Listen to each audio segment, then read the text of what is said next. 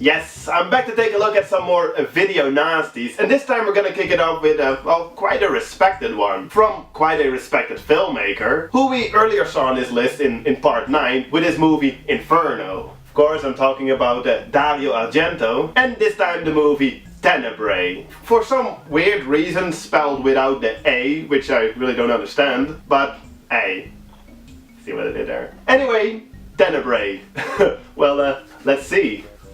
After making Suspiria and Inferno, two more supernatural themed horror movies, Argento felt that for his next movie he had to go back to the genre that made him a household name, the giallo. And in case you're not familiar, really simply put, a giallo film usually refers to a stylized Italian murder mystery thriller. So in Tenebrae, we follow this writer who goes to Rome to promote his new novel, Tenebrae, coincidentally a giallo itself. But as soon as he arrives, people start getting killed in a similar fashion to how the writer describes in his latest book, and then the killer also starts to stalk the writer. All a situation that apparently more or less also happened to Argento himself, but probably with a lot less killing and a lot more harmless prank calls. So yeah, it's an Argento giallo, which means beautiful women.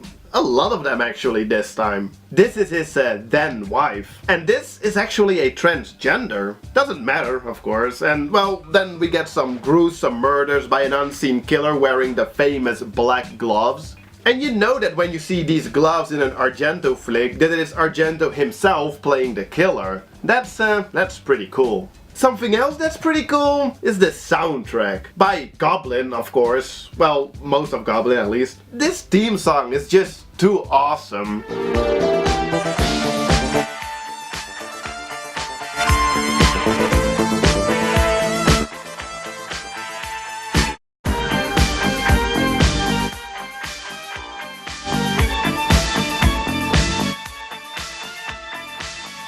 Oh man, that's really cool. But besides that, I don't know, to be honest. I mean, the story is okay, but it's really just that. The English dubbing isn't all that great, especially not here when the guy's lips aren't even moving. Just a little thing. And, well, the murders, I mean, it doesn't have to be, but they're not all that gory. Well, with the exception of this famous one, of course, towards the end. That's pretty badass, of course. And, well, we do have John Saxon, that's always cool. And this scene with the girl and the dog, it's pretty good as well. And the movie looks nice, it's very well shot. Tenebrae is Latin for darkness, while this movie is quite bright. How about that? So, in the end, I guess it was alright. It's just, to me personally, it wasn't that special or all that, like, super memorable. And I know that's not a very popular opinion, because this movie does seem to have quite a loyal fan base. But then on the other hand, it wouldn't be a lot of fun if I just said what everybody wanted to hear, right? So, yeah, Tenebrae. Not bad, not the greatest giallo ever made either. So, what's next? Well, it's an American equivalent of a giallo, which is basically just a slasher flick. Not the most memorable the early 80s had to offer. Well, as a matter of fact, I hadn't even really heard of this one if it wasn't for the video nasties list, so Terror Eyes. And, well, especially hadn't heard of it with this title because I guess it's mostly known as Night School. Well, also never heard of that title, so it's all good. Let's just take a look. Just like with The Slayer in the previous part, this is one of those movies I had never really heard of before I started working on this video nasty series. Well, I do love how IMDb describes the plot. Who's been decapitating the innocent girls at the local night school? The police are baffled. They sure are, but then again, they're not the most competent bunch.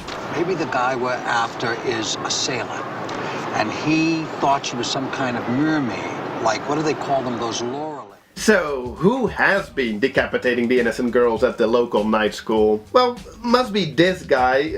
And this opening scene, it's pretty fun, pretty clever, gotta give him that. After that, it gets pretty typical, pretty fast though. So, we just had this murder, and now there's an investigation, then a girl being stalked, girl taking a shower. Uh-oh, what is this? Fake scare? This is something new though. What the hell is that red stuff? What are they doing? Anyway, we get these super red herrings in the form of a school professor who is having affairs with his students and this shady waiter at a diner. They're both so obviously the killer that they obviously aren't. Anyway, it's really just murder, investigation, murder, investigation.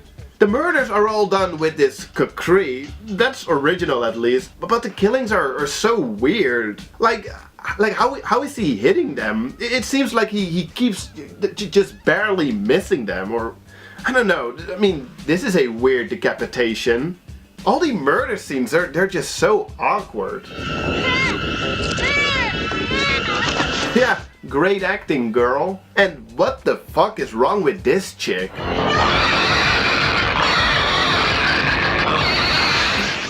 That's just creepy as hell. Oh man, why was this on the list again? It's really not that gory. I mean, compared to a lot of other slashes from the early 80s. Oh well, then towards the end of the movie it becomes obvious as to who the killer was, and I'm probably just stupid or something, because I never see these things coming, even though apparently in this one it was quite obvious from the start. Oh well, at least that keeps these type of movies interesting for me, right? Even though this one wasn't really. I mean, it was a little interesting here, mostly boring over there. So, all in all, basically just your average slasher from the early 80s. It's remarkable though how it's a genre, you know, the slasher flick is a genre that in the early 80s was mostly dominated by beginning filmmakers. But this one, Terror Eyes, was actually the last movie directed by Ken Hughes?